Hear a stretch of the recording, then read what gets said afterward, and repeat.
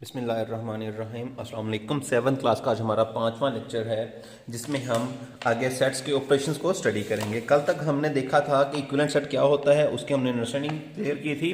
अब हमारा next topic आ गया है operation on sets. One by one हम ईच सेट के ऑपरेशंस को स्टडी करेंगे और उनको फिर डिटेल में डिस्कस करेंगे। सबसे पहले हमारी डेफिनेशन आ रही है यूनियन ऑफ सेट की।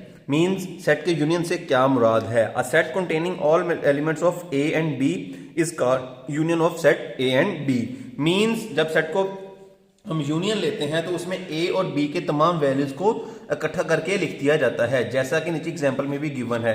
हमारे पास एक सेट है, उसकी वैल्यूज हैं 1 3 5 7 9 और इसी तरीके से एक और सेट है जिसकी वैल्यूज हैं 0 3 6 9। अब अगर हम इन दोनों को कंबाइन करके एक सेट की फॉर्म में लिख दें तो वो उसका यूनियन कहलाएगा। यहाँ पे एक बात का ख्याल रहे कि सेट के यूनियन को शो करने के लिए यू का सिंबल यूज किया जाता है। अब आप देख सकते हो जब हमने ए सेट ए है दूसरा बी है, इनका जब यूनियन लेंगे तो सबसे छोटी वैल्यू, इसमें एक बात का ख्याल रहे कि जब आपने इसको यूनियन लिखना है तो तरतीब से आप लोग चलेंगे।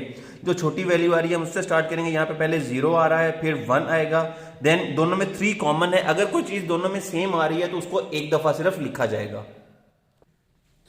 तो अब हम देख लेते हैं, यहाँ पे हमने पहले 0 लिख लिया, फिर उसके बाद 1 लिख लिया, देन 3 चूंकि दोनों में सेम आ रहा था तो उसको हम सिर्फ एक दफा लिखेंगे। देन 5 आ रहा है, यहाँ पे 6 है तो पहले 5 उसके बाद 6 आएगा, देन 7 और एंड पे 9 आ जाएगा। तो इस तरीके से हम सेट का यूनियन फाइंड करते हैं। आगे चलते हैं, हमारी नेक्स्ट है इंटरसेक्शन ऑफ सेट्स। इंटरसेक्शन में a set containing the common elements of A and B is called intersection of set A and B.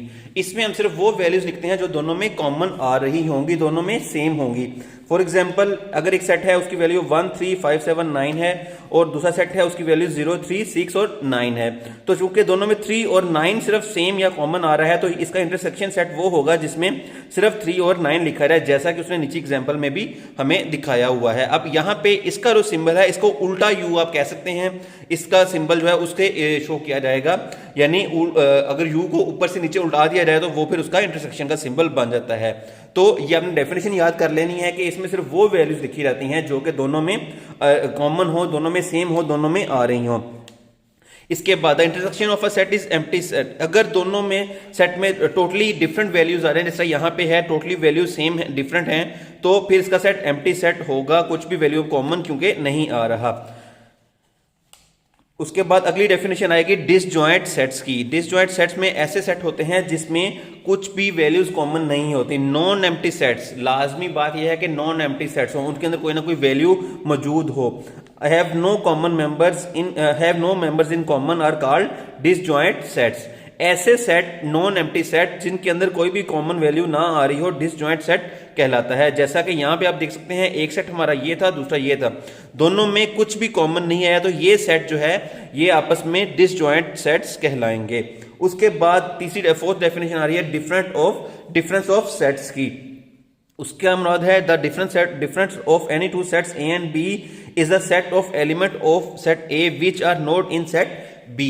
Means हमने सेट ए के वो एलिमेंट्स लिखने होंगे जो सेट बी के अंदर मौजूद नहीं है। हम इसकी भी एग्जांपल देख लेते हैं। फॉर एग्जांपल हमें गिवन है 0 1 2 3 एक सेट है और बी की वैल्यू है 2 और 3। तो इसे जब माइनस करेंगे तो ए की आपने वो वैल्यूज लिखनी है सिर्फ जो बी के अंदर मौजूद नहीं है। अब 0 उसके अंदर मौजूद नहीं है, फिर 1 उसके अंदर मौजूद नहीं है, 2 बी के अंदर मौजूद है हम उसको नहीं लिखेंगे, इस तरीके से 3 उसके अंदर मौजूद है तो हम उसको भी नहीं लिखेंगे, सिर्फ 0 और 1 लिखेंगे तो ये a माइनस बी हो जाएगा और इसको हम a माइनस बी से शो करते हैं।